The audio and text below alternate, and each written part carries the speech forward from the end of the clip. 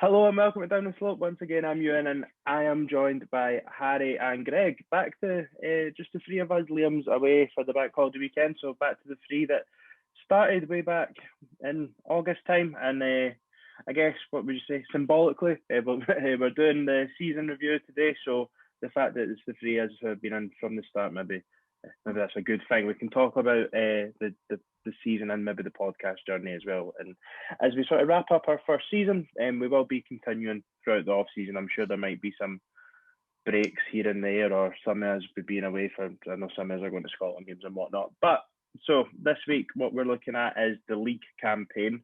We spoke about both cup competitions in length at the end of each campaign, so we don't really feel that there's any need to talk about them again. So lads, let's get straight into it. So review of the league season. That's quick stats. Third place, first time third place since 2005. 18 wins, 9 draws, 11 defeats. That all comes to 63 points. Our third best league points total, whilst in the top flight, whilst it's been a 12-team league, only bettered by Neil Lennon's team and I think Alex McLeish's team. 11 away wins, which is a record for the club, and obviously our top goal scorers were Nisbet Boyle and Christian Doidge, who between them had 39 league goals. So what we're going to do is Premier League years. Unfortunately for you and the listeners or watchers on YouTube, I'm not Georgie Thompson or now Laura Woods, so you're just going to have to make do with that. But back in August, we started the season 3 wins on the spin, and in August as a whole in the league we had 4 wins, 1 draw and 1 defeat. Just how good a start to the season was it, Harry? And do you remember what it was like back in the early days of the podcast? Well, back in the early days of the podcast, I just remember Greg particularly being quite nervous before we recorded each episode, which was quite funny because it was literally just the three of us chatting about the football. And I think if you go back and listen to even the first 10 minutes compared to the way we chat in the last few weeks, I just think we sound so much more comfortable. I think it's Barry. It's funny seeing how the season's progressed as well as how the podcast progressed. But we're here to talk about Hibs, know ourselves. I know I was absolutely buzzing. I loved the start of the season. I was actually thinking it's not going to be too bad with it being there because I was just loving things. We won our first home game, then we absolutely trounced Livy, which we didn't normally do. And then who was the third game? Was it Dundee United that month? Yeah, on Sky midweek. When Sky actually cared about Scottish football because the English football season hadn't started yet. It was at the time where we could actually go to mates and go and watch games and that. So I actually watched the first few games. I watched the first game with my mate Craig, then I watched the second one with family, then I watched the third one with my mate Craig. And it was just jumping about the living room and that. And it was magic. It was such a good start to the season. It was everything we could have wanted because our new signings played well. They actually looked like they had a bit of cohesion about the team. I thought it was a brilliant start to the season. Yeah, Greg, obviously 3 wins out of 3. Was it the second podcast episode was all aboard the title winning train. Just how important do you think it was that we sort of got off the mark quick this season, got the 9 points out of 9, and it really sort of put down what we wanted to do this season? Yeah, I think it sets a marker for the season ahead if you start well. Also gives Jack Ross a bit of breathing space because that's always something that the Hibs fans look at is when the fixtures come out, you're like, your first 3 games, how many points you're expecting out of them? So to get 9 points out of 3 was brilliant. I remember I didn't watch the Kelly game. I was away for the night. The Livy away game I watched in the Hibs club. There was a lot. I don't know why, but there was a lot of nervousness going into that game. Like, oh, it's Livy, we'll get beat, or oh, it's Hibs, we'll get beat. So, and then the Dundee United away game I watched with my granddad, which was nice because nobody able to do that for a while. So watching it with him and Doyle scoring the goal, I didn't think it was a trademark performance, but the 3 points to get 3 out of 3 wins at the start of the season was perfect. Mm-hmm. And then obviously the first drop points of the season then came at home in a 0-0 draw against Motherwell. And then we followed that up with a 1-0 win away to St Johnstone with Stevie Mallon scoring a penalty late on in injury time. And then we lost our first game of the season at home at Aberdeen, which, Greg, obviously we watched together. But I think that was probably the first game up. Yeah. Very bad way. So after the first 3 games, sort of fairly free scoring, what was it, 7 goals in the first 3 games, we then scored 1 goal in 3 games, and then it was almost like how do you look at that first month, Harry? 6 games, 4 wins, but it was split very much into sort of 2 threes, really, wasn't it? Aye. It was the type of thing because at the start of the season, in that game, unless I'm mistaken, they still had Turnbull, Motherwell. Yes, or he had just left. Yeah. No, I think no. I think I'm that might sure be his last game actually. Aye. He did play. Because for me, if they kept Turnbull, I think they probably would have chased us better than Aberdeen did coming the end of the season. Because I think Turnbull was that influential a player for them. Mm-hmm. And being honest, looking back on that game, we were pissed. We should have got beat about 3 or 4. Now they had a goal chopped off for no reason. Oh yeah, O'Donnell scored, didn't he? The St Johnstone game, it was pretty much similar. Like, it was just a terrible game between 2 teams that didn't look like they wanted to win. The referee was like, I'm sick of this, you can have a penalty. And then Malin ended up putting it home. That's one of the moments I think that game there, if we were at the game live and it was our 4th win from 5 games, I think we all would have been going absolutely daft. But unfortunately, we weren't there. And then the Aberdeen game, the less said about Martin Boyle that day, the better.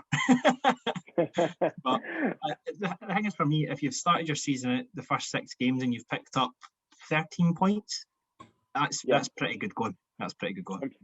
4 out of our 6 games were on Sky. We were the media darlings at that point in the season. Couldn't they not, couldn't they? I think 4 out of the 6 games were on Sky, and it was the 4 lowest scoring games. Because it was the first 2 games of the season weren't on they were on just like Hibs Path and then Livy's one. And then the next 4 on the spin were all on Sky, I'm sure. The Dundee United away game, St Johnstone away game, and the 2 home games. And it's like, I do remember at the time, like, we can just get us off the telly. Just get us off the telly. So we move into September. I think we were sitting 2nd at the time after the first month of the season, maybe 3rd. We were definitely sort of joint top for a while, but obviously Rangers then sort of kick started out. So moving into September, there was only 3 league games because of the international break, and then maybe a couple of League Cup games in there. 1 win, 1 draw, and 1 defeat. We opened up with another really good away win against St Mirren, 3-0. Really, really good performance, Greg. Joe Newell scored that day. What do you remember from that game? I remember that Bobby Zamal was in goals, and I think we were all just encouraging boys to shoot for anywhere.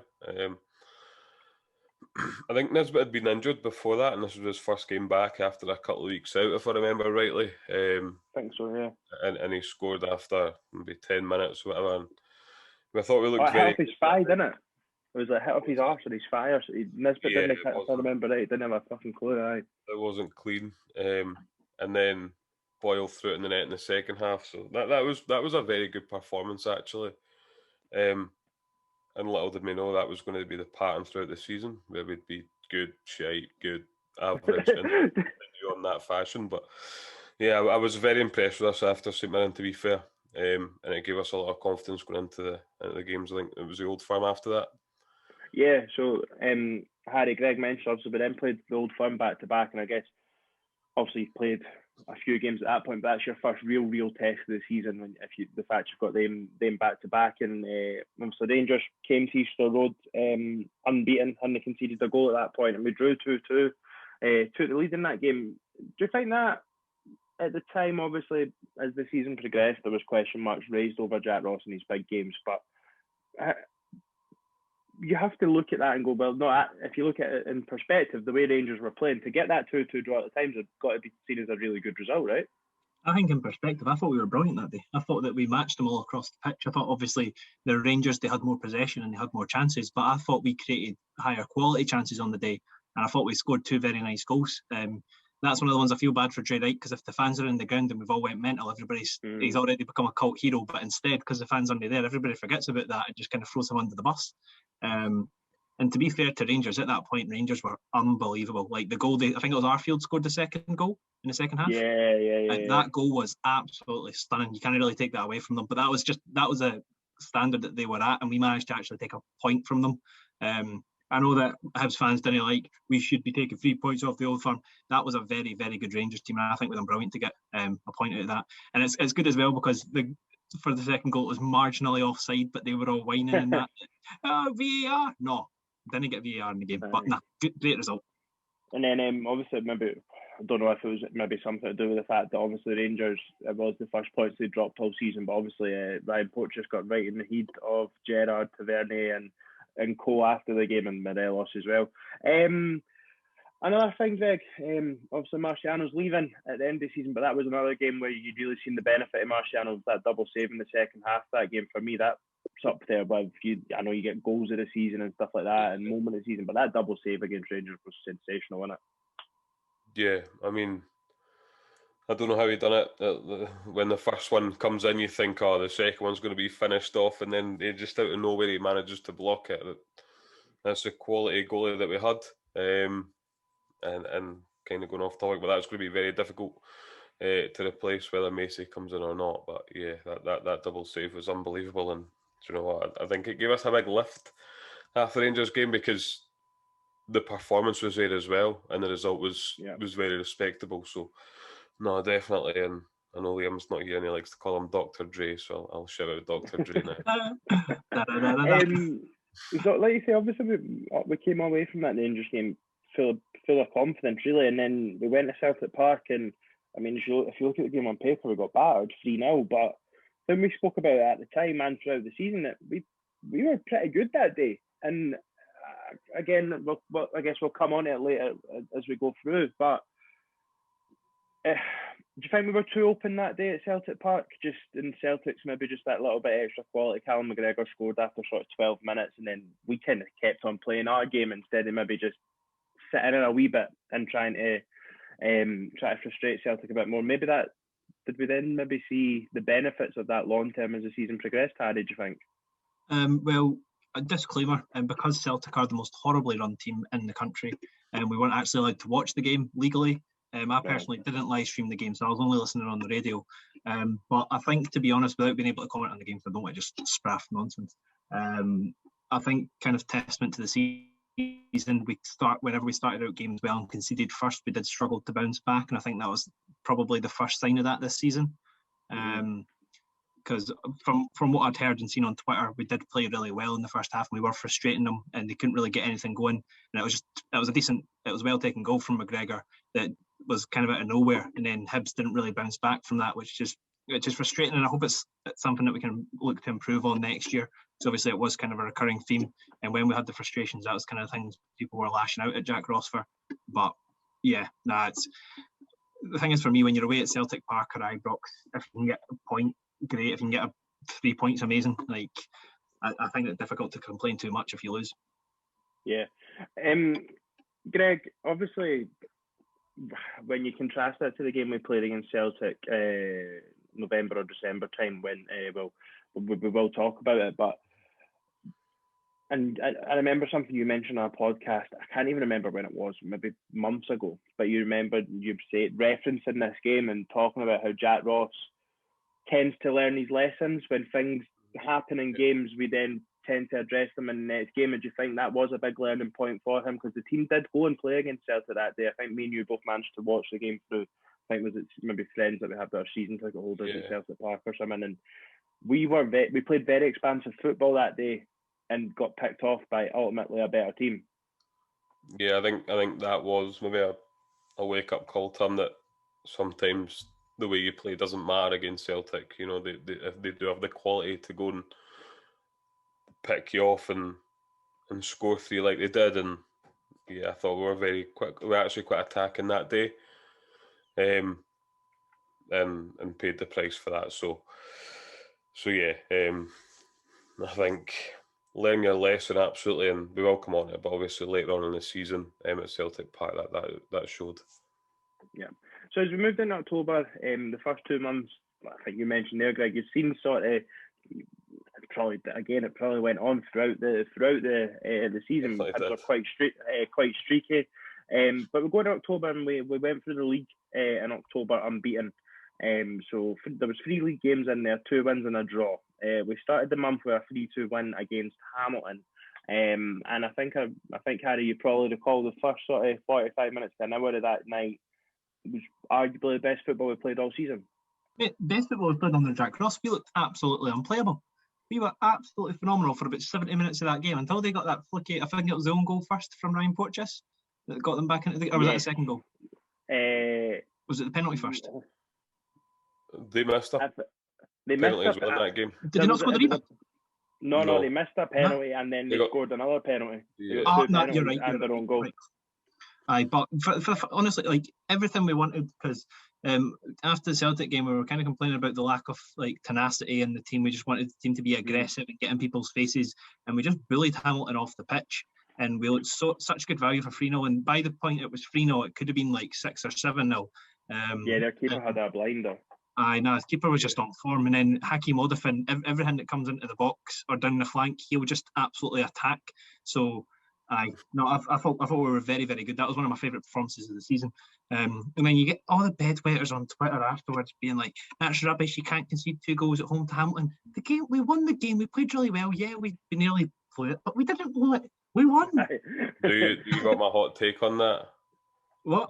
Very cliche over this period over the last season, but if fans were in, Hibs were getting beat. Hibs were getting beat in the game. No, we were getting drawn. Because as soon as, regardless of the first penalty save, the fans are on them, and then the goals, the fans are right on them, and you can half the time you can smell the nervousness coming for the players, and that was one of them that if the fans were in, we were not winning that game. No. Don't know if you.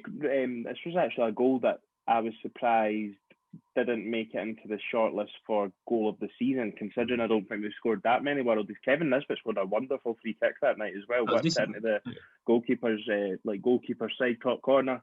But yeah, so after that, he scored another good goal that night. Actually, it was a cross into the box, and I think he connected it in. But, sorry. No. Back to the host.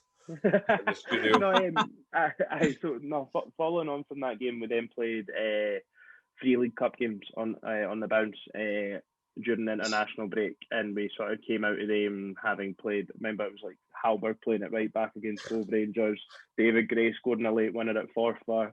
So it was the international breaks. Bottom stuff. The international breaks for the League Cup games really, I felt, derailed momentum for us a lot, but that was mainly because we were playing with patchwork squads, which isn't ideal. You know what I mean? Like, obviously, if you're going to play the games in the League Cup, then and rotate, but still have your players there. But we were missing a lot because I think that was the break as well, where we had the full back 3 was in the Scotland squad. McGinn and Doig was away with like the under 18s at the time. And then anyway, so we came back and it was Ross County away from home. I remember watching this on my phone as we were driving back up from England, and we battered them 0-0. My overriding memory of that game is first 25 minutes killed them, last 25 minutes killed them. The middle of it sort of died, but Kyle McGuinness I think this was his first start, having only just signed at the end of October, with the window shutting late, smacked the crossbar for about 25 yards, and you just wonder, small margin, obviously Kyle McGuinness hasn't had the best of seasons, you just wonder if that goes in, how does it go for there? But what do you remember for that day, and how the hell did we not win that game? Yeah, I actually remember I was getting my car washed that day, and I was following on Twitter, and I was absolutely fuming because it was just constant Hibs. Hibs are on the attack. And that was one of the games I was like, right, well, this isn't clinical enough for me. And I think when Conor Randall gets sent off, you're expecting the Alamo then, and it was an Alamo. It's just that we couldn't get the breakthrough, and I guess you could put it down to one of those days, but it was just so frustrating. Like, probably one of the most frustrating games in the season, I would say. Mm-hmm. Being honest, that was the game that after that game I realised we weren't winning the league. That was it. The title challenge was done. I was on the Twitter that day because, like, I say to the boys, unless there's like a big chance, don't do match updates. People can follow the Hibs Twitter for match updates. But I literally had to tweet every 20 seconds because we were absolutely hammering them. I was like, Jesus Christ, just put it in the back of the net. And then was it Ross Laidlaw in goals that kept on making wonder saves? I was like, get him to. But McGuinness looked lively that day. I thought he looked really good. It's a shame he didn't score. Do you think that game? So obviously the front 3 scored was it 46 goals this season between them in all competitions. But I don't know about you guys, but it never felt, and maybe it's more on the rest of the squad more than they three, but it never felt like we were always entirely clinical. And I don't know if it's because they all went through peaks and troughs, like obviously Nisbet started the season well and ended the season well. Boyle was sort of slower at the start, really came good sort of January, February time, and Doidge obviously had that late streak as well. Do you think that was the game where you look at it and you just go, we need other players in the team to step up and get the goals when the front three maybe aren't at their clinical best? Definitely. I think for me, I said that a few weeks in the podcast that the front three went through stages of not scoring or having difficult periods, and I think in that time you're probably looking for your midfielders to step up, and obviously McGinn has hit the bar, but I think we've addressed it as something we need for next season. Am I right in saying that Malin was still there at that point? Yes, aye. Yeah. He wasn't getting much time though, to be fair to him. Yeah. Came off the bench that day, but it was late on. Yeah, so I think definitely midfielders chipping in with goals would have helped us massively, but I think that was one of the games that we kind of felt, are we good enough to win this league? And unfortunately the title challenge was derailed pretty quickly. Yeah, I think if I recall rightly as well, that was the day where this is why we won't finish third. This is why we won't finish third. These sort of tweets and comments came out, or posts on .net and stuff. They really came out. But anyway, so we then moved on from the 0-0 game with another away game away to Kilmarnock. For some reason, a game that sticks really out in my mind for the season. A really comfortable 1-0 victory that, on the back of the week before, it was like, this is why we will finish third. We went away to Kilmarnock, we scored early doors, it was a Kevin Nisbet penalty, 1-0 penalty away from home. You think that's not comfy, but for me, one of the comfiest games of the season as far as I'm concerned, and I think we missed a few chances late on in the second half to kill the game. Do you remember much from that day, Greg? I remember Joe Newell cutting in for the right, and wee bit of skill, wee drop of the shoulder, and had a good shot at goal. That was the last time I've ever seen that over the season. So, I think. Also remember, Dick Amona gave himself a bit of a dillion in the first half, I think it was. So, but that pitch is shocking. Thankfully, that's gone. I didn't ever feel like we were in danger, but I felt like we just kind of went through the motions for a big part of the game, and then kind of came in the last 20 minutes and started playing again. So it was one of them. But Joe Newell that day was, I think, really set himself up for a good season, and I thought you were going to say sexy there, I'm not going to lie. I thought that was like when he went How did you remember much about that game? Was very sexy. Being honest, I'd paid for it, but I was in the car with my auntie, so I was just sitting watching it on my phone, and I really think you can get that into it when it's on your phone. Yeah. But like as you say, it was very comfortable. I think we dominated the whole game. The only concern was we absolutely battered two teams in consecutive weeks and couldn't score from open play. So that was just a worry. Are we actually going to score again this season? It was nice that Kevin Nisbet actually had some conviction in his penalties, which obviously was then a storyline later on in the season. Which finished at the end of that month, literally at the very last. But we'll not talk about that because that was in the cup. That was last season.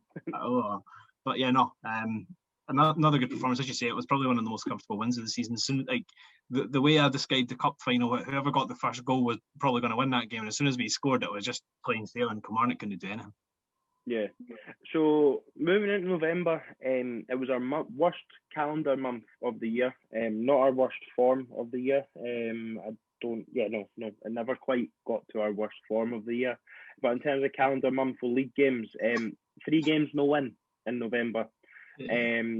We opened up the month with a really, really dismal 2-0 performance at Pittodrie on the Friday night after the semi-final against Hearts. Ryan Porteous, Jamie Murphy individual mistakes killed us. and I seem to remember Jack Ross going absolutely tonto after that game in his post-match interview. I think there was a real grit, and what he was saying was very different from what he had said post the Hearts game, and it was very much calling the players out to see what they had about them. Greg, what do you remember about that Friday night in Pittodrie? I remember absolutely screaming at the two of them because it was so bad. Like it was so bad you could see it coming. Poach is young. It's not an excuse, but he's young. So, but Jamie Murphy doing what he done was totally inexcusable for a player of his experience. We just looked terrible that night, if I'm honest. Like we'd taken a really bit of a battering, and I had a big confidence knock after the Hearts game, and yeah, that game was just terrible. The less spoke about that, the better. Yeah, and then Harry, I remember it. Maybe it was a week or two later, but that sort of with the semi final and the Aberdeen game and stuff, and obviously we didn't win in that month. But I would remember specifically on Sports Scene and in his column, Michael Stewart was really saying like this is a really big moment in Hibs' season to make sure that like it doesn't put it out. Were you worried at that sort of maybe November stage that the hard work from earlier in the season was really starting to sort of drift away? I remember in the podcast following the Aberdeen game, I remember you asked me and Greg, following this result, is it possible for Hibs to finish above Aberdeen? And I said with conviction, no. I said, if we're going to play like that whenever we have a game against Aberdeen, we're not going to finish anywhere near them because we'll have other big important games coming up. Personally, for me, that result was worse than the two results that are going to come in the league at the start of January. I just thought we were absolutely abysmal when we didn't look like we had anything going forward at all. Obviously, the two mistakes are inexcusable, but I don't think the strikers particularly covered themselves in glory that day. Everything we hated about McInnes' ball was on display because they had two chances that entire game, and they both came from two Hibs players making brain dead moves. So, as Greg says, the less said on that game, the better. Yeah. And it was two early doors as well. When it was, I'm sure both goals went inside the first 15 minutes. I want to say, like it really was. It really was game over after 20 minutes that night. Aye. We spent the rest of the game on Twitter coming up with things that you could have better spent 16 quid on. Yeah, that was it. That's what we done that night. So after that, we had back-to-back home games. And this was really, I think this part of the season was really when we started questioning the home record as well, because albeit we'd played more away games at a point, we really were struggling to win at home. And the two games were Celtic and St Johnstone at home, and pretty contrasting games. So obviously I mentioned earlier the Celtic game at Celtic Park. We went and really played some open, expansive football and got battered in terms of goals anyway. At Easter Road at half-time, Greg, you were really, really disappointed with the way we were playing on Twitter, Hibs.net, everything like that, because obviously that's the only way you're interacting with our fans. Everyone was disappointed. Harry, I think you were a bit meh. But for me, I think I remember saying to you, like, Jack Ross had said on his pre-match press conference at Celtic Park, we sort of played ourselves out of it. It's very important not to play yourself out of these games. And we came out the second half like another team and scored two early goals in the second half, went 2-0 up.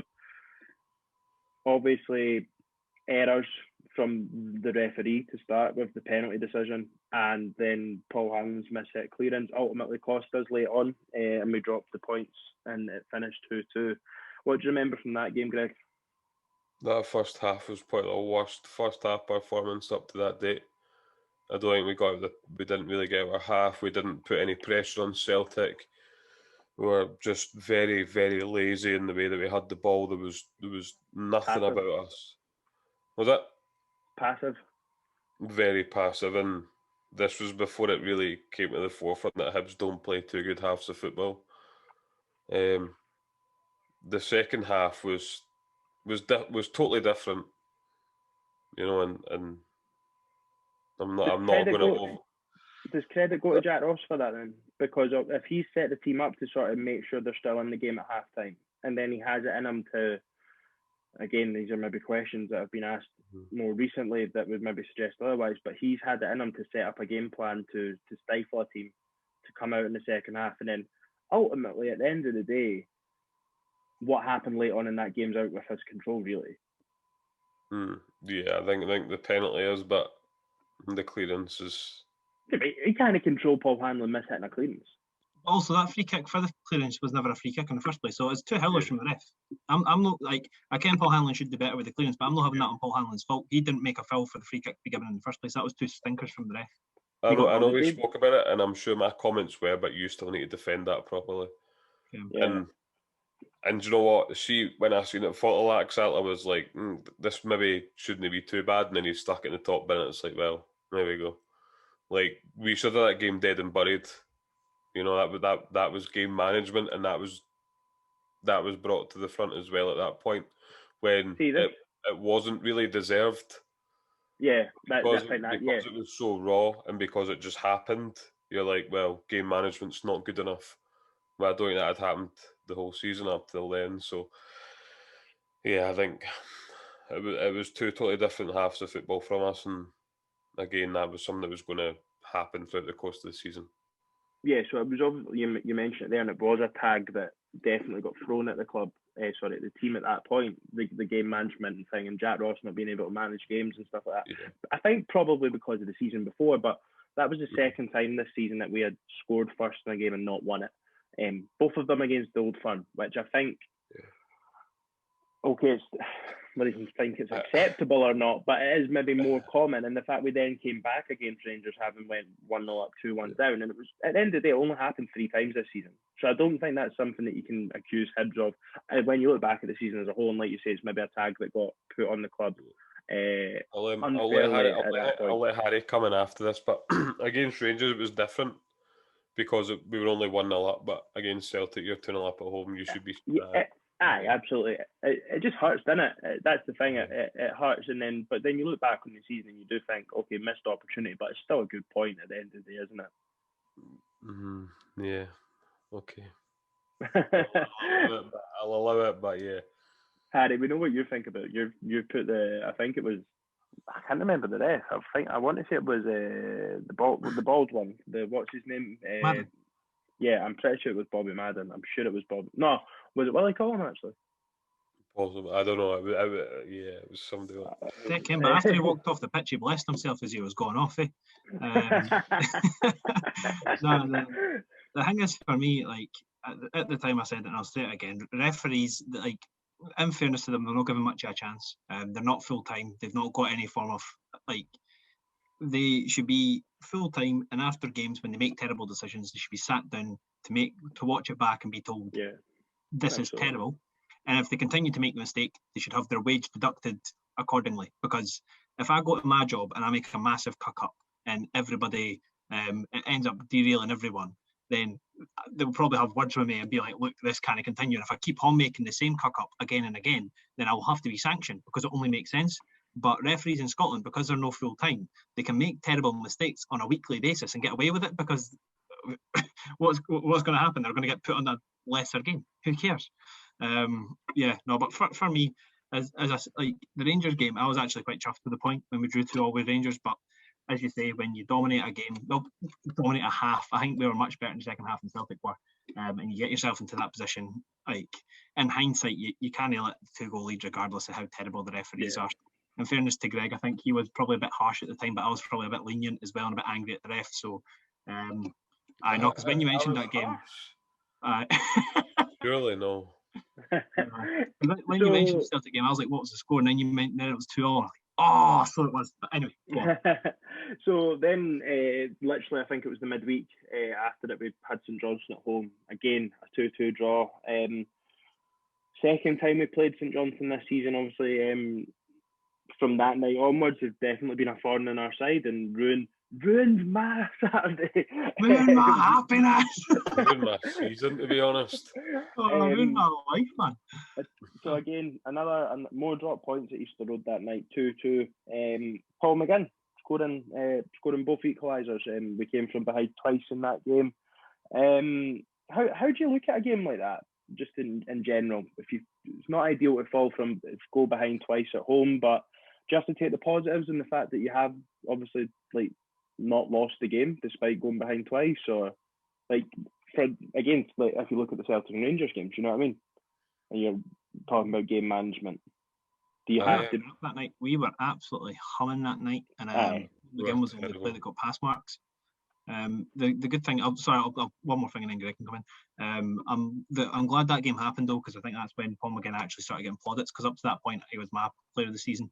I think he did drop off after halfway through the season, but up until that point he was so consistent and he was brilliant, and he deserved to get a goal at some point because he deserved to be on the naming the headlines and that. So no, that was the Paul McGinn game. I was glad for it. But Greg,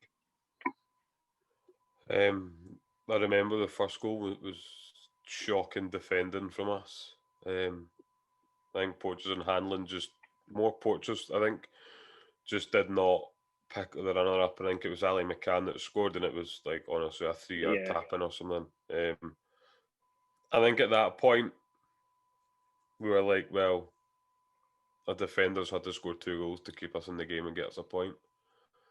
Where are the strikers? Because it was very patchy at that point, but I suppose you can. Sounds daft, but if a defender's scoring 2 goals, then you take it if you get a point. Like, we had to really try and take something in December though, because the form had been so bad in November. But yeah, I think that was a sign of things to come against St Johnstone, unfortunately. Nice. So we move into December. It was as always, December's football. 6 league games and quite the mixed bag. 3 wins, 1 draw, 2 defeats, and it was pretty much a steady decline throughout the month. Really, it started off like probably best back-to-back performances in the season. I would say 3-0 win at Motherwell and 4-0 win at Hamilton. Let's just talk about them. They two games in Lanarkshire together. Again, Greg, you would probably say that the first half against Motherwell wasn't great, but then the next 45 minutes of football that followed that, absolutely superb, right? Yeah, I think the first half of Motherwell was bad, and you mentioned the Celtic. I remember we had a chat at half time, and you said, I remember the Celtic game, we give ourselves a platform, and I put up the Christmas tree that day, and honestly I was bored to tears. I just kept looking at the Christmas tree for the first 45 minutes. The second 45 was like totally different team again, and this is the frustration. Where has this team been in the first half? We came out and we were, I think Dre Wright was actually playing centre mid that day, and he was flying into tackles and he was doing everything. He was definitely playing like off the sort of striker. I remember that. It was really good. I remember Lewis Stevenson made an unbelievable tackle in the second half, and I voted him Hibs of the Week that week purely for that. I think who scored the goals that day? Was it Nisbet, Doidge, and Stephen McGinn, if I remember rightly? I cannot confirm. I cannot confirm nor deny, as there is a quiz coming up at the end of the roundup. So yeah, Stephen McGinn's goal was like, the football was unreal. It was just proper fluid. So yeah, that half was unbelievable. And Doidge scored. I don't know if you said, but Doidge scored for what was about outside the box, and everyone was like, "What the fuck? He just scored a football goal." Yeah, he just kind of tucked it in, kind of curled it in the post. So I think he had that in his locker, but little did we know there was more to come. Albeit 6 months later, but there was more to come. Didn't they score again in the league for about 6 months? So Harry, Greg's covered off that Motherwell game. Hamilton away 4-0. Biggest win in terms of margin, biggest win of the season. A place that Hibs fans, again, like Livingston, maybe dreaded going, maybe just due to some PTSD. Just how good were we that day in December? It's a funny one because we've actually got quite a good record against Hamilton of late. I was quite sad to see them go down at this point because I think we've beat them in our last 8 games against them or something crazy like that. But that day was just a laugh. We scored. We got the penalty in the first half, didn't we? Yes, early doors. Yep. Aye, and then after that, it was just complete cruise control. Like the way that you expect Hibs to play when they play against the crap teams in the league. It's literally all we wanted. It was high tempo, pressing them everywhere on the pitch. They didn't have a second to breathe. We kept battering them. After we scored, we battered them again. Paul McGinn hit the ball so hard, I thought the net was going to fly off and come to my house. Like, it was just bonkers. It was such a good day. And then my adopted son with Kevin Nisbet, Bradley, came on the pitch and looked like an absolute wonder kid. That was one of my highlights of the season. Seeing him on the pitch, honestly, it looked magic. I was so... Hit the bar, right? Yeah, hit the end on that day. I was skinning everybody and he rattled the bar. Did he get any other game time for the rest of the season? Because he looked so exciting that day. No, he actually didn't get any other game time. I don't think he played a minute after that. He seems to be struggling with injuries a bit, but I do think a reason for that as well is that obviously the under-18s appear to be playing a lot on Fridays. So I think that you've seen that. I think when that sort of wee mini campaign that they started, you sort of seen Laidlaw, Connor, Bradley and stuff not appear on the bench as much in the first team. Greg, talk to me about that Paul McGinn goal, or talk to me about that celebration. Can I talk about the first half first of all? Because I've got a bit, if you want. What I liked if you about want to that be positive, you can be. We played 3 at the back that game, didn't we? Yes. We played, and Nisbet played sort of just off Doidge, I'm sure. And Joe, I absolutely loved the fact that Paul Hanlon was driving forward with the ball and going into space, and it felt like the first half went on for about an hour, and we were camped in their half for the full hour. Like that is the most complete performance I had seen up to that point, and that is the most complete performance all season. How good we were that day was unreal, and Nisbet was picking pockets of space, and everything clicked. But anyway, Paul McGinn's goal, nothing better than seeing someone just run onto it, leather it, rip the gazebo right off its hinges, and then continue the run in the same motion and run over to the subs and celebrate. Could you imagine if Hibs fans were in the ground that day? Wow. He's coming for right back at the angle. The ball's hit his path. He's just lasered it. The ball's just got on his path in front of him. He's then not broke stride straight into the arms of the subs. It was...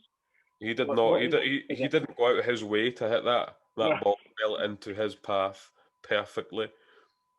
It was like a scene at Forrest Gump. It was just obstacles that were coming to Paul McGinn. First it was the ball, then it was the subs.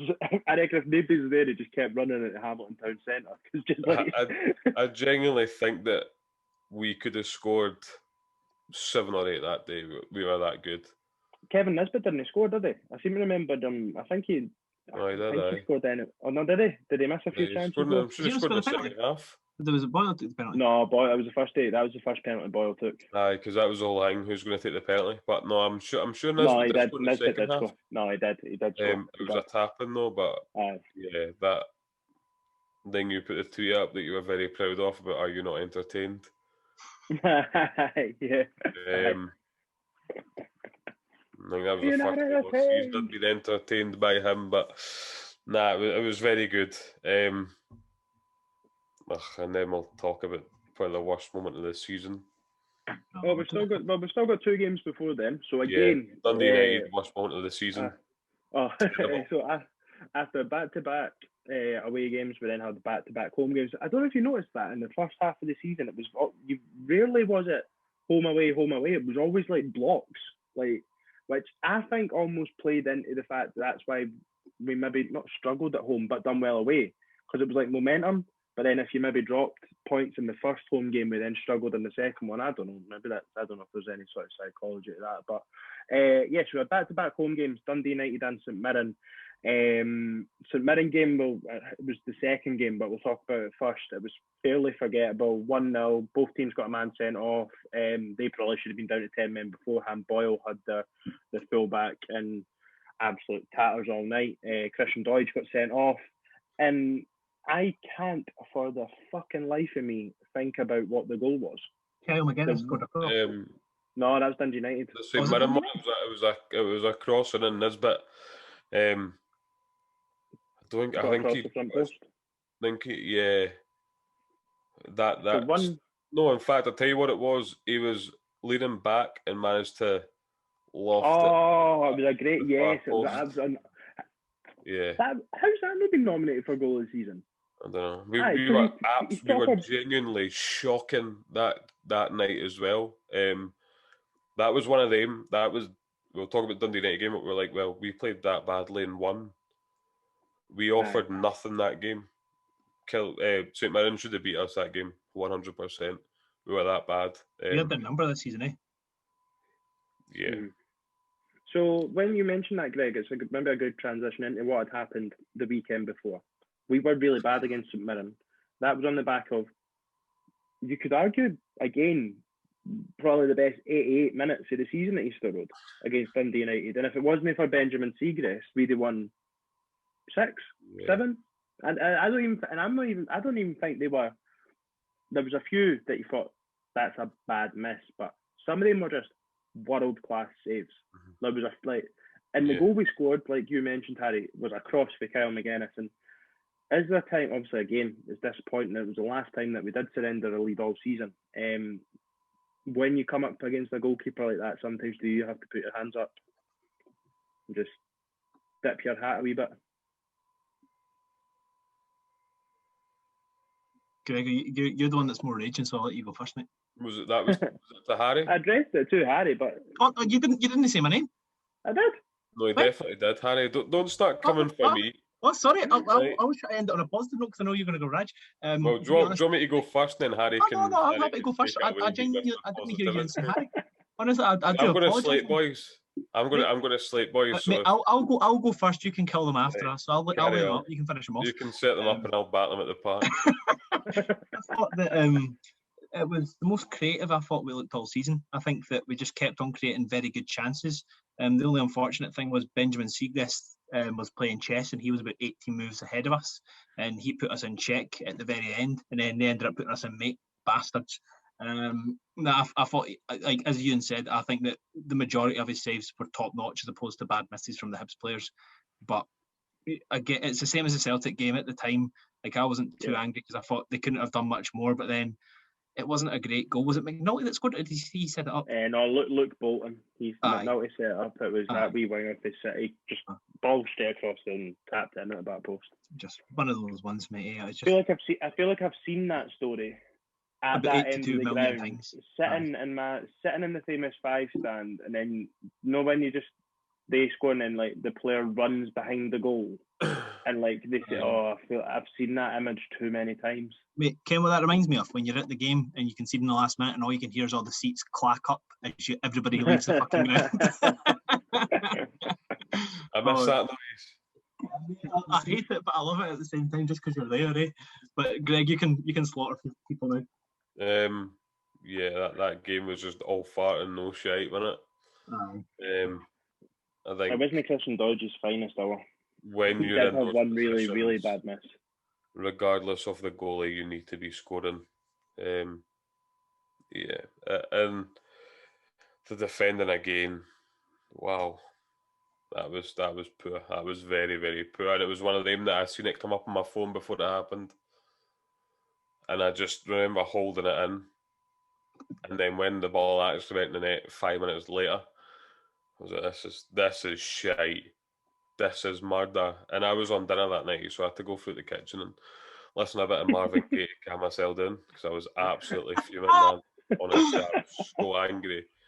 I was like, and do you know what the worst part is? I could see it coming because we'd missed chances. Yeah. I could see it coming. Do you think there was definitely lessons learned from that game? Jack Ross came out after it and was fuming. Like he was he never came out and said, "Oh, we played well." Or he said we played well, but he told the strikers really a new one about the chances missed. So. Do you think that was sort of lessons learned? We didn't lose a game. We didn't drop a point from winning position the rest of the season. Yeah, I think that should have still been resonating with the players that, you know, we need to be better defensively and we need to close games out better. And, you know, to their credit, we didn't do it again that season. So as much as it hurts and it's very annoying at the time, you don't want to see it again, and we didn't see it again. So yeah. I guess the only other thing is that we've not come from behind to win. Maybe next season we'll get that right. And then we'll be sound. I mean, I don't know if this sounds so self-entitled, but for me, we shouldn't be getting beat at home by teams like Dundee United or other teams that have beat. No, you're right. You know what I mean? Like, for me, yeah. the only teams that should be beating us at home are Celtic and Rangers at a push. I do. Nobody else beat us at home apart from Aberdeen and St Johnstone? Was that? No. Apart from Aberdeen, St Johnstone, was it just them in the Old Firm? Rangers. Celtic haven't beat us at Easter Road since There's 3 2015. teams. Just the home form over the season was. No, the amount of draws. I agree with. I do agree with you, Greg. There. Absolutely killed us. But yeah, I think there's an exception that it will happen throughout a season. Yeah. Like it will happen, but and I've said this before. I go to every time Hibs play Easter Road, I don't expect us to lose. Yeah. I include the Old Firm in that. I don't know if it's just the way we are as football fans that when we line up at Easter Road, I expect us to beat everyone. Mm-hmm. Maybe with the exception of Celtic and Rangers, but I still don't expect us to not get something. That is really the way that I've been for years with Hibs at Easter Road, and I guess we almost flipped that on the head this season. So we came out of that. So mid December, we're on a 6-game unbeaten run in the league. We're sort of stuttering in some games, playing some unbelievable football in other games. So that was obviously the draw with Celtic, the draw with St Johnstone, the draws with Dundee United, but then the wins against St Mirren, and obviously the 2 wins back to back away from home. And that takes us into Ibrox on Boxing Day. A game where, it's easy to say, but played well, probably deserved a point, didn't get anything. I'm going to blame the ref. Sure, penalty. Yeah, I think Joe Neal gets kicked in the face, and it's not just a penalty, it's an assault charge or not, to be fair. So, yeah, horrific decision. But I was actually feeling quite positive after that game because although we got beat, I thought we acquitted ourselves very well and we played well, and we took the game to them. But yeah, I'll let Harry say his piece in the Rangers game before we really start analysing things and calling for redundancies, etc. Now we've been bullied for the rest of the season because the Hibs fans were all very happy with how we played that game. And on the full grounding of the game, I genuinely think Hibs were the better team. And I think that it was an absolute robbery for Rangers in the first 2 games to manage to have picked up 4 points against us as opposed to 0, because I actually thought that we were a good value to win both the games we played against them up to that point. And especially with how dominant they had been throughout the season, it was just very frustrating. And especially with the run of games that we had, that it would have been a lovely place to have picked up a point just to generate some momentum moving forward, because supposedly we needed momentum in the next couple of games that we didn't have. So you touched it there, Harry. So despite that decent away performance, and again, something that you don't think would kill momentum. You know what I mean? Okay, you've lost the game, but I think Jack Ross again mentioned after the game, we're starting to prove at that stage of the season that we can go to Ibrox, Celtic Park, hold our own, and that should, albeit you've lost the game, it should give the players confidence to show it. However, it started our worst run in the season, and we sent off 2020 in true 2020 fashion with a home defeat to Yogi Hughes Ollie Shaw and Ollie Shaw, 2-0 at home to Ross County. Jesus Christ, man, what a day. Was the Ross County game? Oh, the Ross County game was before the Livy game. It was, mate. It was. So the Ross County game signed off 2020 with a bang, and then we're not even going to talk anymore about that. We're going to talk about these two as a combination. We then kick-started January, which in the end turned out to be a pretty iffy month and all. There was 2 wins, 2 defeats, and a draw in the league in January. But we then kick-started 2021 like we had a 2020 hangover with a 3-0 home defeat to the rampant David Martindale's Livy Lions. What the fuck did our players eat on Christmas Day that was still in their systems on the 2nd of fucking January? I know Harry's laughing, but it is not funny. Not funny at all, mate. It's funny how bad we were over those 2 games. We done nothing in the games. Do you know what? Usually sitting at home watching it in the house is the worst thing, but when you're sitting in the house watching it at home with a hangover and watching those 2 performances, wow. The worst moment, and the 2 of them was Livy's 3rd goal when your 2 centre halves can't A, talk and B, defend. Wow. that was unreal. Like after that, I was like, announce closing the season off here because I'm done. Put a fork in me, I'm done. Please just null and void this season because they were horrendously bad. And you know what? Well, some players were lucky to see out January still at the club after that. was there am I right in saying that at that point in the year, was that where there was starting to be talks about if the season was going to be able to be completed? Because obviously we went back into like a full lockdown on Boxing Day. Was that, or was that later? No, it was January, with Celtic. time? It was with Celtic going to Dubai. Everybody thought they were going to bring back like a Dubai variant. Well, Harry. Now you mention it. Yes, let's not talk anymore about the two games because we then moved on from that shit show to another shit show. So the Livy game was the weekend, and then we had 8 days after that of complete and utter uncertainty because Celtic thought it would be a good idea to fuck off to Dubai. When they were 15 in the middle points of a behind. global pandemic, having just lost an Old Firm game. I mean, we talked about optics last weekend. That's it. I can't imagine that went down well in the East End of Glasgow. We didn't know if the game was going to go ahead. It didn't look like the game was going to go ahead. Hibs then questioned if we wanted the game to go ahead and got threatened with a points deduction and like the game getting null and void if we didn't show up. All that then combined to a last-minute equaliser from Kevin Nisbet in a 1-1 draw against a mix and match Celtic team, but in all honesty, still a Celtic team. You know what I mean? Like that probably didn't quite do enough though to ease the fans' growing concerns on the back of the last 3 games. Obviously, that was 4 games without a win. The last win was the St Mirren game, which was pretty iffy. So really, the last time we'd really played good football at that point was sort of the start of December. We were now getting towards the middle of January. Harry, how did you feel coming away from that? Because normally if you score a last-minute equaliser at Celtic Park, you're delighted with the point, the same way that we were saying we were really disappointed when the shoe was on the other foot at Easter Road. It was one of those things again. It was another performance against Old Firm in which I thought we were actually the better team. I think even statistically after that game, we had loads more shots than them. We actually had more possession, which was really weird. But yeah, no, it was one of those. It was just a wonderful free kick from, was it Turnbull? I think took the free kick for Celtic. Yeah.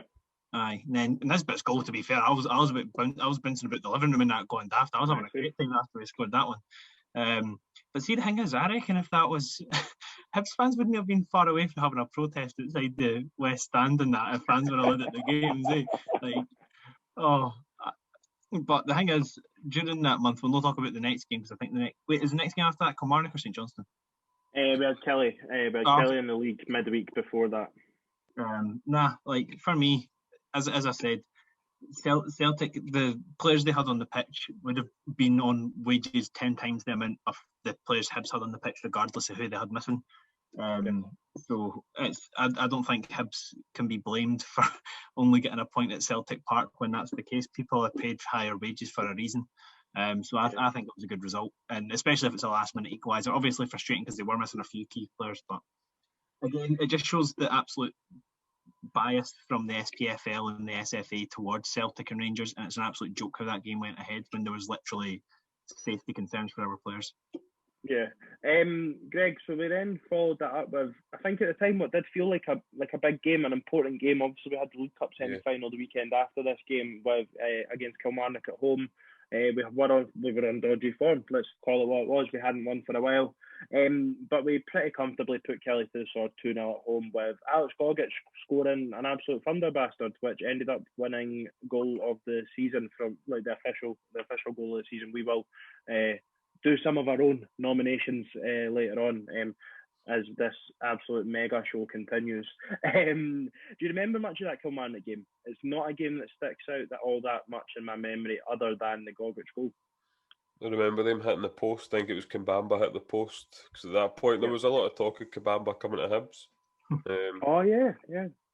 And he hit the post and you're like, oh, here we go. Like, here we go again. This is happening because we'd seen it.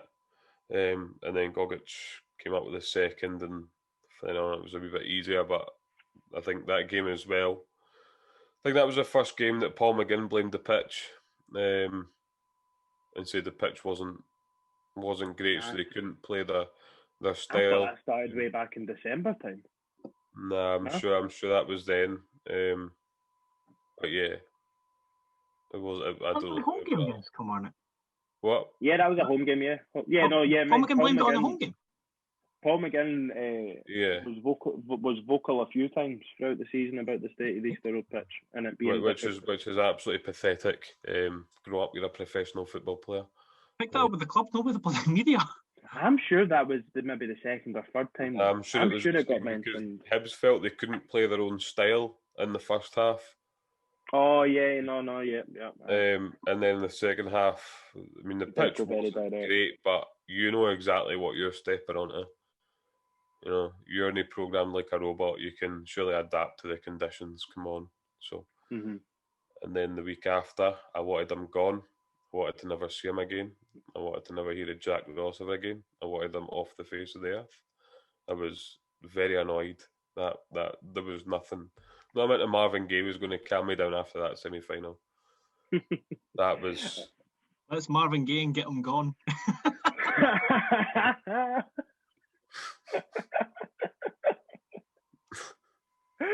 Oh, fuck. Let's just try not to laugh because it's not funny, but I'll give you that one, Harry. That was very good.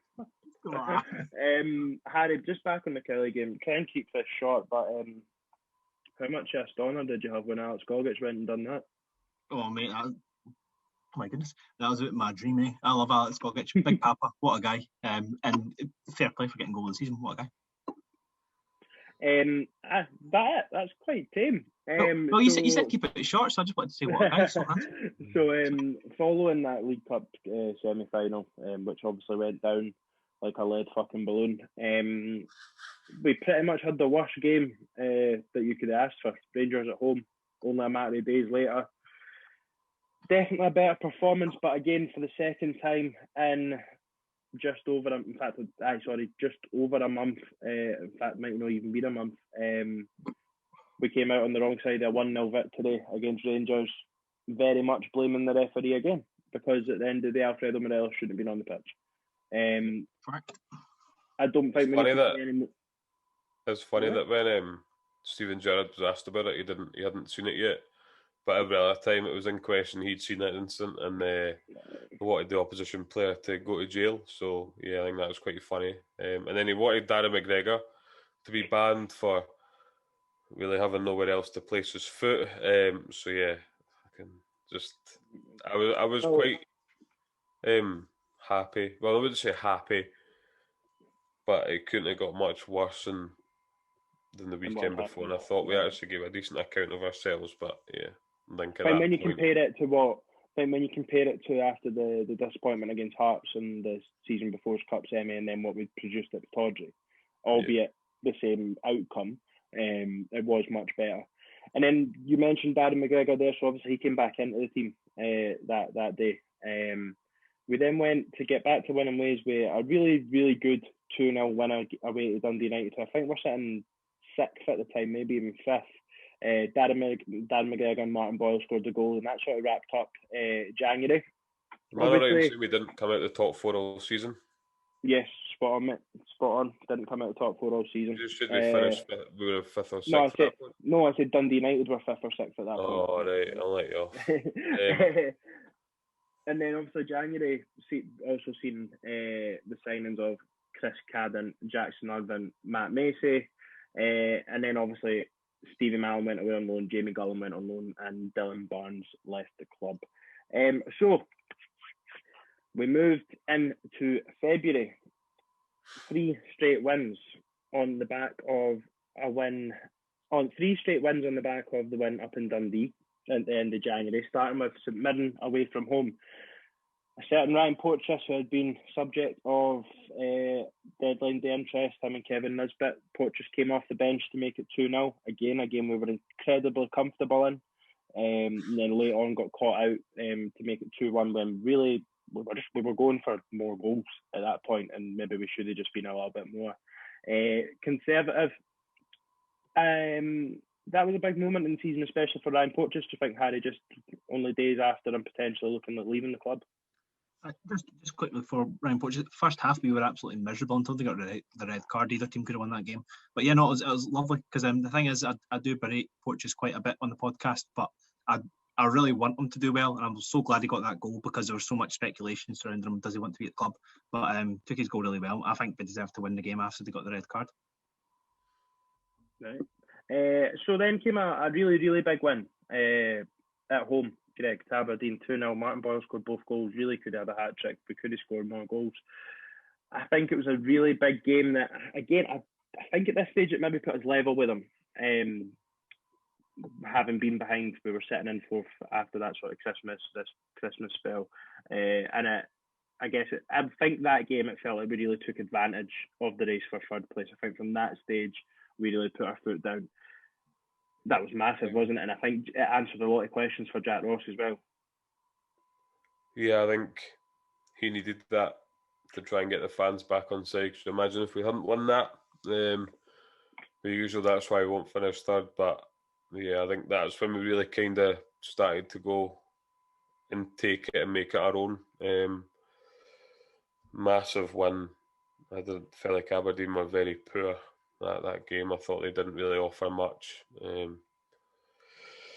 But yeah, those 3 points felt huge at that point. Just such a weight off the shoulders because we'd been so poor the previous games up until Dundee United, and obviously starting a wee run. It was crucial because at that point in the season you really need to start making moves if you want to finish third, and we definitely done that. Yeah. And then I think the midweek after that, Harry, Hamilton at home, just another, it was almost identical, really similar Aberdeen game, 2-0, job done. One of the games that, does it stand out in the memory? No. Are they the games that you need to happen in a season to keep the momentum ticking over? Absolutely. But the game after this, Harry, was another 2-0 home score at Easter Road. Just unfortunately, it was for the away side. Devante Cole and Motherwell brought to our end our 4-game winning streak. Bit of a weird one, that. I mean, Motherwell down the bottom half of the table. I think they were on good form at this point. I think that game was pretty much the one that sort of meant they wouldn't get dragged into the relegation zone. But on the back of 4 straight wins, you would expect us to be winning that game, right? I might be mistaken, but I'm pretty sure they'd lost 2 of their last 3 or something going into that game. I think they'd picked up their form from January, but I'm sure they'd slipped up by that point. But yeah, no, it was just a complete fluke because, as you say, we looked so good in the 4 games. We didn't look like we were dominating games, but we just looked comfortable. And going into that Motherwell game, we were thinking, oh, they've not got their David Turnbull anymore. They're pish. We pumped them away from home in December. We'll absolutely batter them. And then they just came out and played us the exact same way that Ross County and Livingston played us, and we just couldn't get near them. So yeah, no, that was just a really frustrating result. And that was the moment where, because we were all so confident of getting third at that point, and then that game happened, and we were like, shit. So yeah, I'm pretty sure Aberdeen drew that game, but I'm sure they maybe conceded a late equaliser. But I think at one point it was like we were in like, oh fuck, like, because it was at that point still quite tight. Obviously because we had come from behind. Greg, we moved into March. We had 3 league games in March. There was an international break maybe. There was an international break in March, I think. So 3 league games, mixed bag, 1 win, 1 draw, 1 defeat. It started, so it was like another wee sort of mini rut for us. And this was a tale of what was to come. A tame 1-0 defeat in Perth. Liam Craig scored early doors in that game. Do you need to say much given what we spoke about last Monday, sorry? Tame's quite kind to them, to be fair. I thought it was pathetic. Wow. The Motherwell game and the St Johnstone game, it was like, why can we not just string a few together and try and really make a push for it? Because again, it starts creeping back in that's not why we won't finish third, or that sort of rhetoric. So So it's so frustrating looking back because it's like we didn't even lay a glove on them that day. So we didn't even try and test them. We didn't do anything. I think the only shot we had on goal was Joe Newell in the first half, I think. Possibly Josh Doig had a right-footed effort in the second half, but we didn't do anything. Harry was losing his shit about. we honestly didn't do anywhere near enough in that game. A game that kind of passed us by without us actually doing anything in the game. So yeah. Harry, then came for me almost one of the highlights of the season. Ross County away, we went 1-0 down. Early in the second half, and we came back to win 2-1. And I'm sure it was a glorious day first half, and then by the time Cliff and Tam were back second half, it was blowing a gale, pissing it down. Kevin Nisbet came off the bench to score his first goal since the sort of transfer speculation at the end of January. That was a big moment in the season, I think. What do you think? I know, it was so good because he hit an absolute quality knee slide, did he not, after he scored it? Oh, aye. Oh, right on there. But as you say, because by that point, I think we'd beaten every team in the league bar Celtic and Rangers. And the only team we hadn't beaten by that point was Ross County. Is that correct? I think so. Yes. Yeah. So then we were going up there thinking, oh no, this is taboo. We're going to go up to Dingwall and get packed, and then Aberdeen are going to take the lead over us. And then it was the first time we showed proper character. We went behind in the second half after. I thought we had a decent first. We weren't brilliant, but we had a decent first half. And then just wind at the sails as soon as they scored. And then we just took the game to them. It's something that if we'd done that in some other big games we'd played this season, like we would have had some very different moments. But It was nice to see. We just took the game to them and we deservedly came out winners. And Nisbet, I'm a big Nisbet fan. I'll be sad to see him go if he does leave in the summer. So I'm glad that he had that moment where he actually had his redemption, which I thought that was quite nice. And also, Greg, another thing that came out of that game, when Martin Boyle started to get called a diver, John Hughes started it, and let's be honest, there maybe was a dive in there. I think many maybe even could have been sent off, but we didn't get a penalty for it. Like, you know what I mean? There was he did get a penalty that day. That was a fucking penalty. What do you make of? Obviously, we spoke about Boyle last weekend, but is it a deserved tag from that moment onwards? Maybe not from that moment, but he's getting a name for himself, and it's clear to see why, to be honest. Mm-hmm. Without touching on it too much, that last weekend was an absolute disgrace, and he should be totally ashamed of himself. Yeah. I feel like he is starting now to get a reputation of him being very easy to go down, when he's never been like that as far as I can remember. He's always been hacked down, but now he seems to go down very easy. The second one, that game was a second yellow and was a dive, and he should have been off, and there's no doubt about that. You know, John Hughes is right there, but the penalty was a penalty. No matter what level of the game you're at, that's a penalty. He's been clever enough to get himself between the ball and the defender, and the defender's been too slow. So, yeah. And that second half, though, towards the end, we were pushing bodies forward. Like, again, Paul Hanlon was in the box and he set up the winner. So do you know what I mean? We've got that in our locker, which I would like to see a bit more of, but we do change system quite a lot, I feel, so maybe not applicable every week, but yeah. So we followed up that good win, especially at that time of the season, like coming from behind is big, and we followed that with a decent, good point away to Livingston, which sort of almost started the split early. The fact it was the team that were sitting in fifth place at the time, wrapped up the pre-split campaign with a 1-1 draw, and it moved us 7 points clear in the race for third as we went into the split. They 4 points just before the split, how big were they to really? I think we were all everyone was comfortable going into the split, really, weren't we? And I think us three were relatively comfortable, but I spoke to some of my other mates, and Liam as well, and some of my other mates who aren't on the podcast, and they were shiting themselves, thinking we've not got enough gap. They've got a new manager coming in; they're going to get the honeymoon period with the new manager.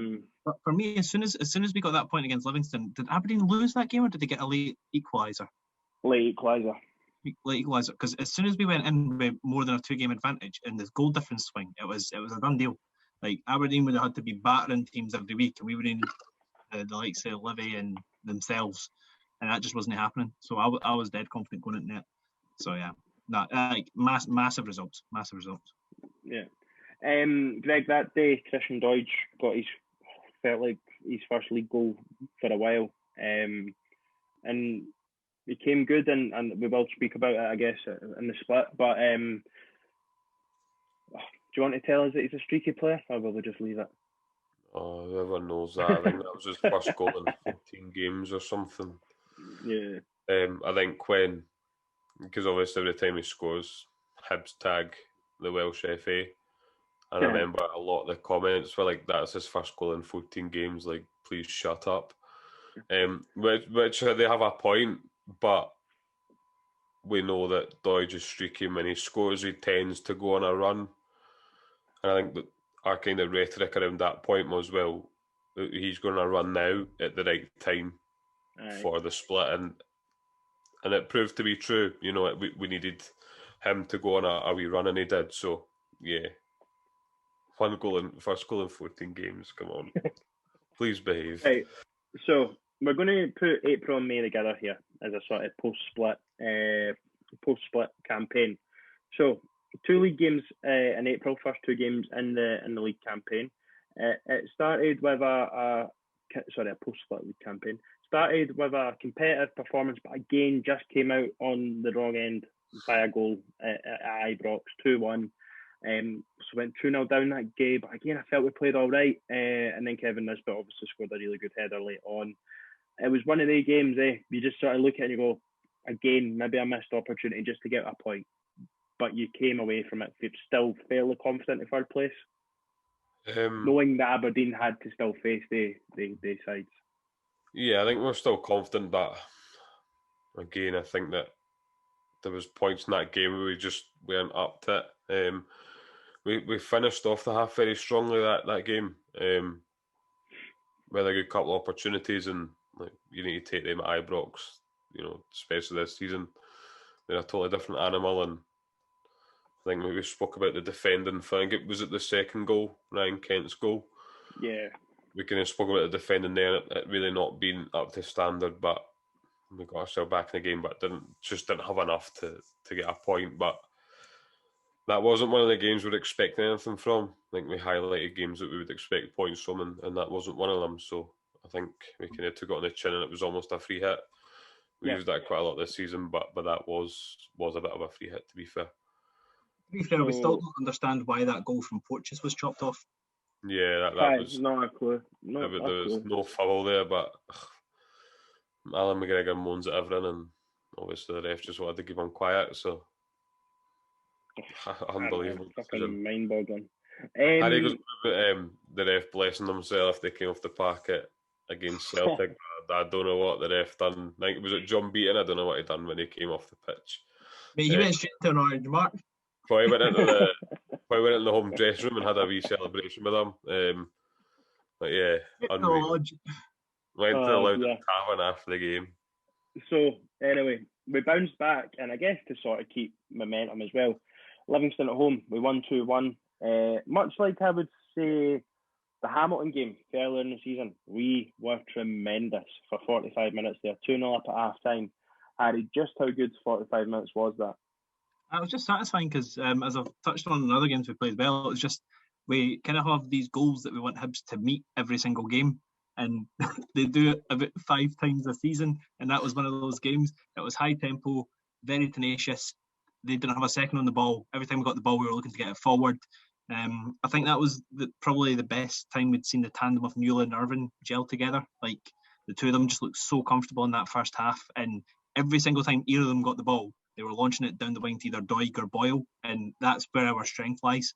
But second half, they tried to go for a third, and they thought, we're not getting a third, we'll just sit on this. And then Kyle McGuinness was like, we'll make them shit themselves. And we did. Honestly, I hadn't even been in the park 30 seconds. That was such a shame, man. I feel bad for that boy. I think that is case in point of not up to the speed of the game, because he takes a just slightly loose touch, bang, penalty. Fuck. Let's keep this moving. So we roll into the St Johnstone game, 1-0 home defeat. again. Both teams had eyes on the Scottish Cup semi-finals the weekend after that. The fact we went and beat Dundee United the following week, obviously people thought that was a massive game because we could have wrapped up third well and truly. It would have been 6 points and with 2 games to go or whatever. Mate, that was the biggest game we had since 2016. That game against St Johnstone at home, where we were already miles clear of Aberdeen. That was the biggest game we've had, honestly. And I think again, like we've said a lot this season, that St Johnstone game was the same as the game we won in Perth. It was the same as the game we won. We drew 2-2 at Easter Road. It was the same as the game we got beat in Perth, and it was ultimately the same as the Scottish Cup final. And I think that's the biggest takeaway, even probably from how we've been today. If we never knew it already, there is a resounding, we need to just start to win against them and we might be all right. Obviously, this season it's been fucking added onto it, the fact we've played them twice in the Cups. But Greg, after that post-Dundee United Scottish Cup semi-final, we went to Aberdeen, won there for the first time since 2012. Christian Deutsch scored an absolute wonderful half volley. Mm-hmm. How good a feeling was that to wrap up third place for the first time since 2005 by a game at Spare? It was a relief first and foremost because we'd been in pole position. I guess it would have been nice to get it wrapped up before then, but there's no better feeling than wrapping up third place against Aberdeen in fourth. You know, going there and winning a game. And again, it was a game I thought we didn't start great. We didn't really come out of half for a lot of the first half. And then Christian Deutsch out of nowhere produces something we didn't envisage him having in the locker. And then for then on, we looked very comfortable. So, yeah, it was a relief to get it wrapped up. And obviously we could relax against Celtic in the final game of the season.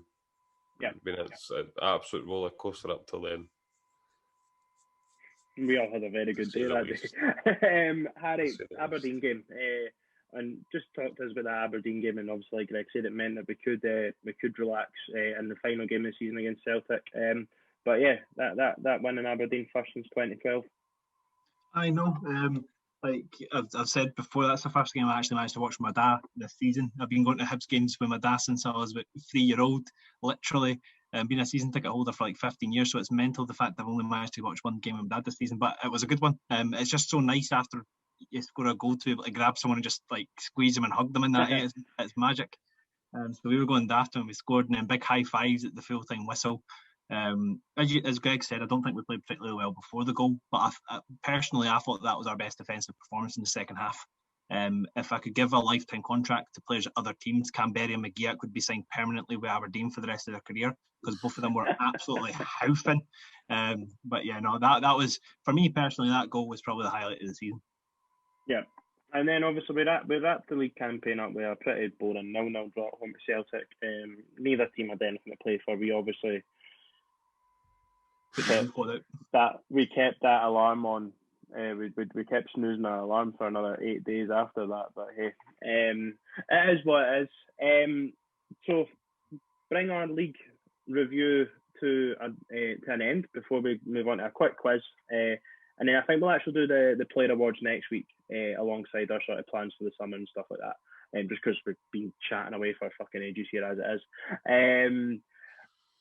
Greg, as just a league campaign, out of 10, where does this one land?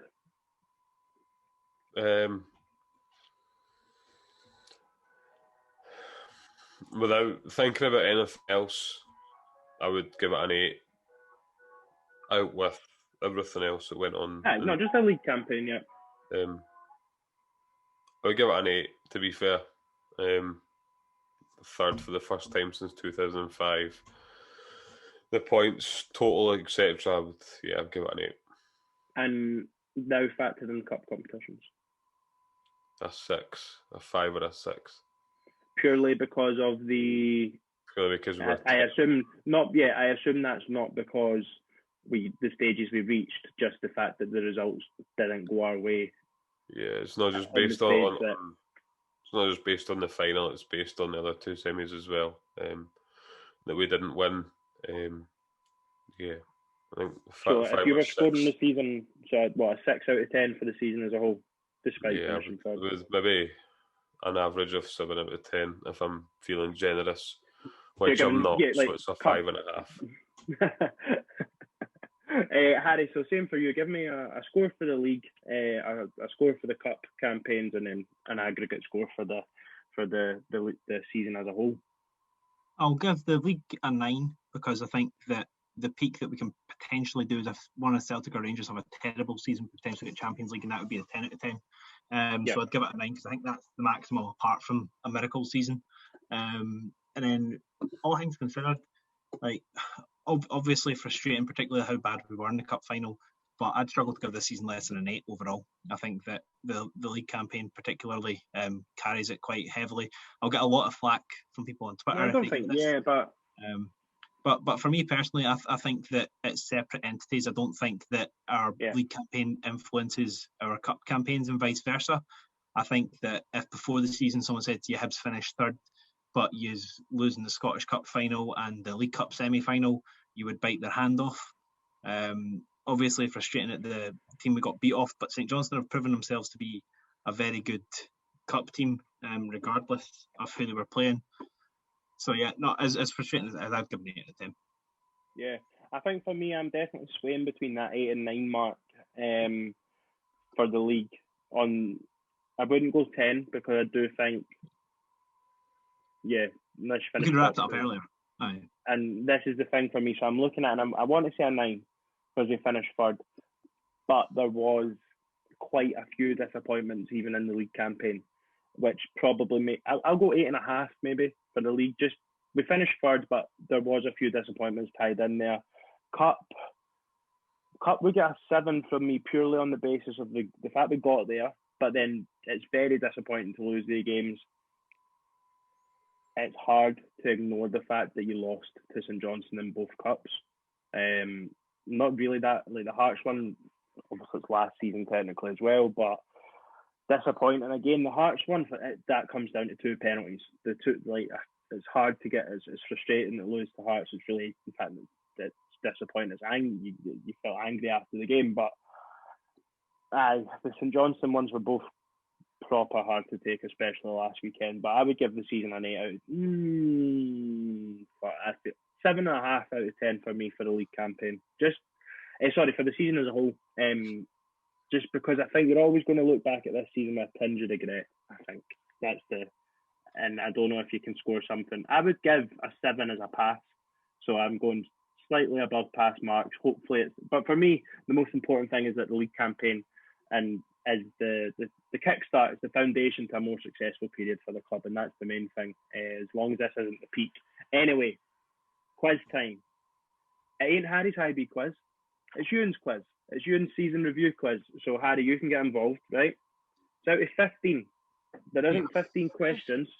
There isn't 15 questions. Some of them have different weightings. It's based around how much you've been paying attention to the shite that we've been talking tonight, and also just your knowledge of the season as a whole. It's all to do with this season. Some of it's cup, but mainly league. Question number, can you both keep your scores? I'll give you how many you got on each one. But question 1. Harry doesn't do that. Mate, have you the host of the quiz? You have to have all the effort in there. Aye, Harry. That's fine. I'll keep a track. That's fine. Right. Question 1. Who did Joe Newell score his only league goal of the season against? St Mirren. Yep. Point. Question 2. I went to buzz in or just No, already isn't. So no, just I'll go. Fine, I'll go. So, which non-Premiership team did we face more than once this season? Which non-Premiership team? Oh, me. Yep. Dundee. Yep. Does Greg get to answer that as well, or is it just whoever gets it first wins? Nah, we'll go first. We'll go for it first. There's some that are multi-choice, so we'll go to you to right. So next, so that's 2-1 to. If you say them at the same time, then you'll both get it, like what you did with St Mirren. Cool. But okay. Right, so who was our top goal scorer outside of the main three, being Boyle, Nisbet and Doidge? And for a bonus point, and what I want you to do is if you get it, just hold the finger up for how many scored. Who was the top goal scorer and how many did they score?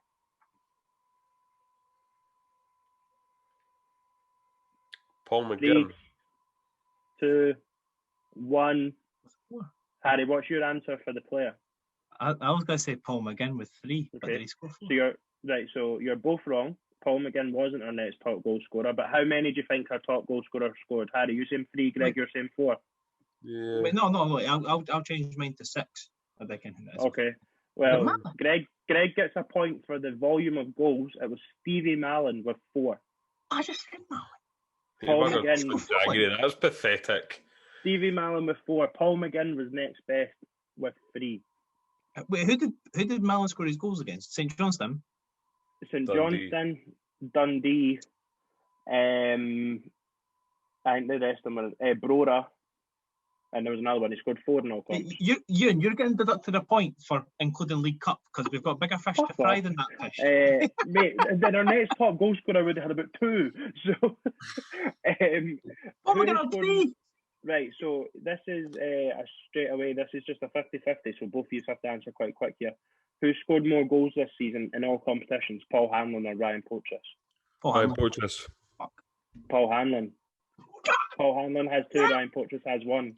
So that puts. I'll never take Paul Hanlon's side on anything. that puts Harry 3-2 ahead.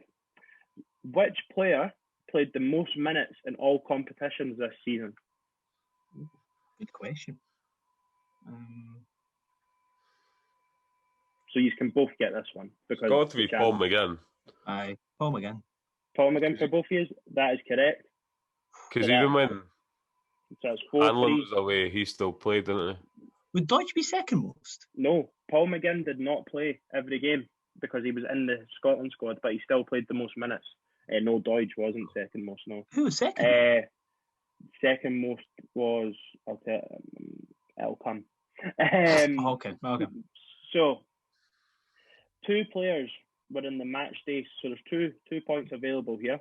Oh, yeah. Just an FYI, it's 4 for each, Harry. So 2 players were in the match day squad for every game that we played this season. Who were they? I think you'll not get either. And I'm going to only give you a certain amount of time. I'll go Halberg. I'll go Darren McGregor. Okay. Do you want to go for do you want to just take one each, or do you want to go for a second one each? If we're both right, then we'll go for one each. Yeah. No, I'm not. I would say we'll pick a random guess as well then. Fuck it, we're both right. Melker Halberg and Darren McGregor both made 50 out of 50 squads this season. Fair play, Darren McGregor, what a guy. And Halberg. So Harry maintains the lead by 1. How many different penalty takers did we have this season, excluding penalty shootouts? And who were they? So you can potentially get if you get the number right, and then each player you get that amount of points. So say there was 2 and then you got both players, you would get 3 points, or so on and so forth. I don't think it is only 2. I think it's only Nisbet and Boyle.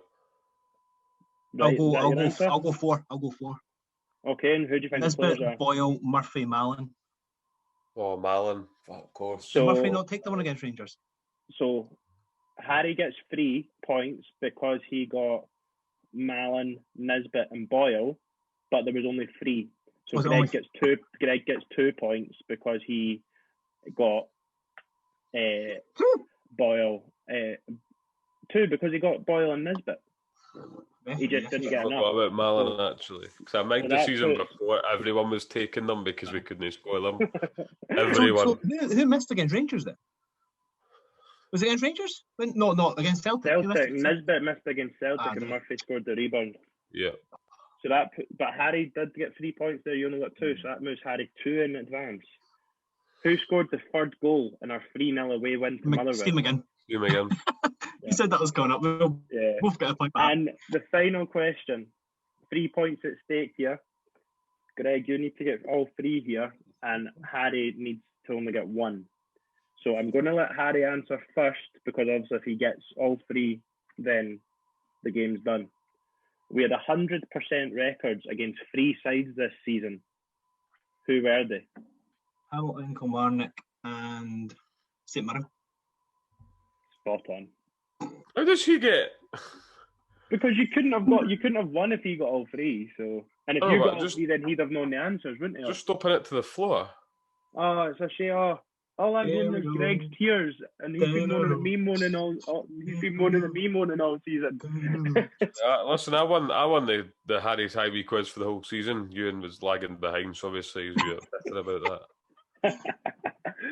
No, I'm very impressed with your knowledge. The one that stood out the most for me there was Halberg and McGregor being the only 2 players that made all 50 squads.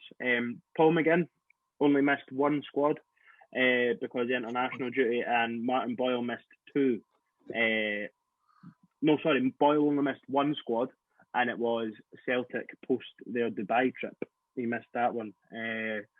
He missed 1 squad, and then the second most amount of minutes played was Martin Boyle, because he played all the League Cup games as well, and then Paul McGinn.